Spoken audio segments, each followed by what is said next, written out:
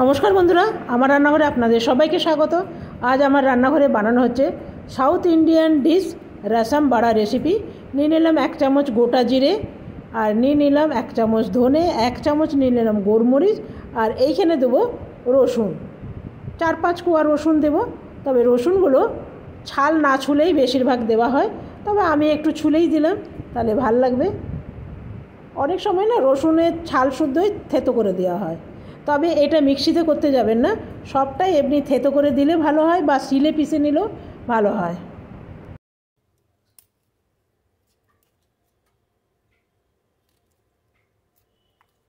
এখানে কোনো পেঁয়াজ দেওয়া যাবে না, এখানে দেবো একটু কাঁচা লঙ্কা। এইখানে দেবো একটাই লঙ্কা, দুটো দিলাম না, কেন কি দুটো দিলে ঝাল হয়ে যাবে। আর একটুখানি আদা দেবো, তো আদাটা একটু ছুলে দিই।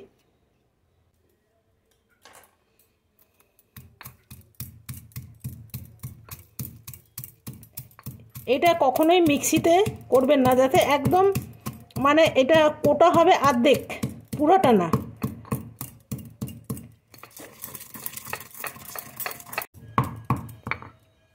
এখানে দেবো এবারে কারি পাতা। এই রেসিপিটা কি বলুন তো, মানে যত ব্যাগারি করবেন তত খেতে ভালো হবে। মানে আমি যেখানে প্রথম খেয়েছিলাম, বিশ্বাস করবেন না, উনি আমাকে 10 মিনিটের ভিতরে বানিয়ে এনে দিল, এত সুন্দরভাবে, মানে আমার খেতে লেগেছিল, মানে কি বলবো। তারপর থেকে না এর প্রেমে পড়ে গেছে আমি। যখনই হয় তখনই আমি, মানে রাত্রে কিছু খেতে না মন গেলে এইটা বানিয়েই নিই। আমাদের বাড়ির সবাইকার বেশ পছন্দ। এটা হয়ে গেল। তবে ধনে পাতা কঞ্জুসি করলে একদম চলবে না, এখানে ধনে পাতা যত খুশি দেন, সবটাই এমনি থেতো করে যাবে।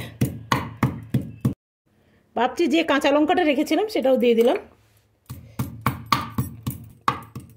তো চলুন, এটা হয়ে গেছে, আপনাকে একটু দেখিয়ে দিই। জিনিসটা ঠিক এই রকম হবে, খুব মিহি করে করলে এটা ভালো হবে না, একদম মিক্সিতে তো পেশাই যাবে না। মানে আমি যার কাছে খেয়েছি সে বলেছে মিক্সিতে পিষলে ভালো হবে না, অনেকেই করে দেয়। এটা আগেকার রেসিপি, এইসব হামাল দিস্তাতে করে বানানো হতো। তো চলুন, হাত ব্যথা হয়ে গেল আমার। এটা এইখানে নিয়ে নিলাম টমাটার। তবে এটা নিয়ম হচ্ছে কি বলুন তো, এটা হাতে করে একদম চটকে দিতে হবে। তো আমি আর হাতে করে চটকালাম না, একদম লাল লাল টমেটো নিতে হবে কিন্তু। দেখুন, এগুলো আমার কাটা হয়ে গেছে। আমি এখানে 4খানা নিয়ে নিয়েছি। এখানে বসিয়ে দিলাম একটা কড়াই। অনেকে এটা মাটির পাত্রে করে, সেক্ষেত্রে আমার কাছে আছে, কিন্তু আমি এটাতেই বসালাম। তেলটা পছন্দ মতন দিবেন, যেহেতু সাউথের ডিশ তো, ওরা এই নারকেল তেল বেশি পছন্দ করে, নারকেল তেল, বাদাম তেল। তো আমি এখানে সরষের তেল দিয়েই বসাবো। এইখানে দিয়ে দিলাম জিরা, এটা 1/2 চামচ জিরে আছে। দিয়ে দিলাম অল্প সর্ষে দানা, দিয়ে দিলাম সামান্য হিং। যেই মশলাগুলো আমি থেতো করে রেখেছিলাম না, সেগুলো সবকটাই দিয়ে দেবো। আর এটা দেওয়ার সাথে সাথে এত সুন্দর গন্ধ বেরোচ্ছে, কি বলা যাবে। এটা আপনি বানালে তাহলেই বুঝতে পারবেন। এরপরে আমি টমেটোগুলো দিয়ে দিলাম। এখানে 4খানা টমেটো আছে। এইখানে এরপরে দিয়ে দেবো নুন। নুন দিলে টমেটোগুলো ভালো করে সেদ্ধ হয়ে যাবে।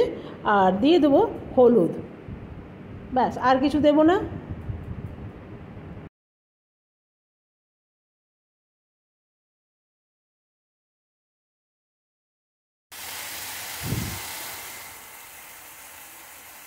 এইখানে তেঁতুল অবশ্যই দিতে হবে, তবে তেঁতুলটা সবটাই আপনার পছন্দ মতন দেবেন। অনেকে না সাউথের ডিশগুলোতে বেশ টক টক বানানো হয়, এত টক তো আমাদের দরকার নেই, আপনি টকটা কম বেশি করতে পারবেন। এটা ফেলে দেবো। দেখুন, টমেটোগুলো খুব ভালো ম্যাশ হয়ে গেছে, দেখছেন। এরপরে যে তেঁতুল জলটা আমি গুলে রাখলাম, সেটা আমি দিয়ে দেবো। আর হাতের সাহায্যে একটু ভালো করে ছেঁকে নিলাম। ছাঁকতে গিয়ে দেখলাম একখানা বিচি রয়ে গেছে। এটা একটু বেশি করে জল দেবে, তবে এটা একটু গরম জল দেব। একটু গুড়, এখানে যে কারি পাতা আছে এটা হাতে করে টুকরো টুকরো করে দেন।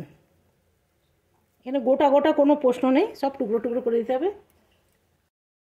এরপরে দিয়ে দেবো এখানে ধনে পাতা। ধনে পাতাগুলো আপনি হাতে করেও ছিঁড়ে দিতে পারবেন, আবার কাঁচি করেও কেটে দিতে পারবেন। তো চলুন এগুলো আমি কেটে নিই। বেশ খানিকটা ধনে পাতা দিলাম।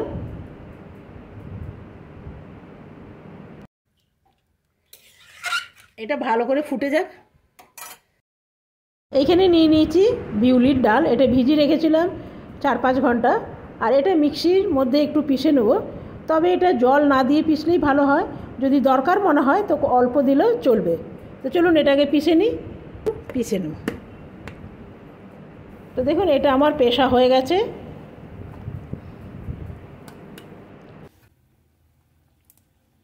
একটু দেবো কারি পাতা এর মধ্যে, বেশ ভাল লাগে। এখন কচি কচি কারি পাতা না, দিয়ে দেবো একটুখানি ধনিয়া পাতা। এইখানে কিন্তু নর্মাল জিরে পড়ে না, সাজিরে একটু দিলাম। দেব সামান্য নুন, আর একটু দিয়ে দেবো নুন।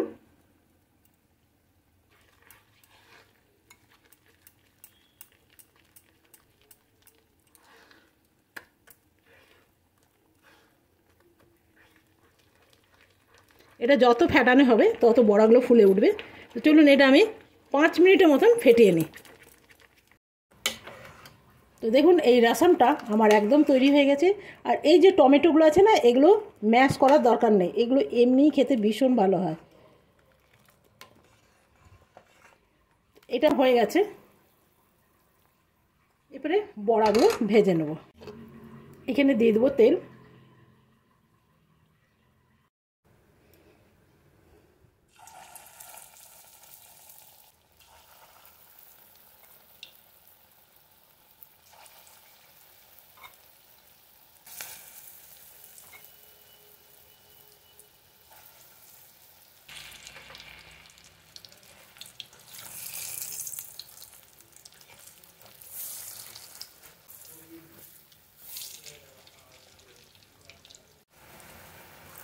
এগুলো আমার হয়ে গেছে, এরপরে আমি উঠিয়ে নেব।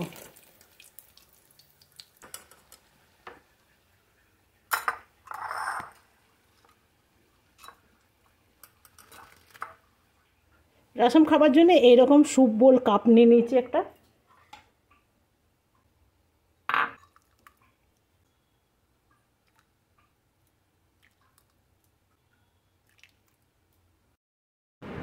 এরপরে দিয়ে দেবো উপর থেকে 2-3 খানা বড়া। ব্যাস, আর আমি দেবো না।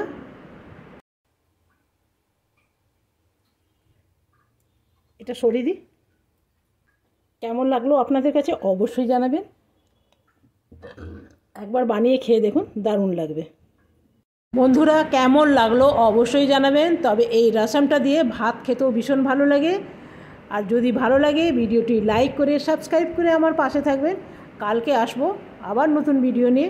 আপনারা সকলে ভালো থাকবেন, সুস্থ থাকবেন। Thank you, bye by.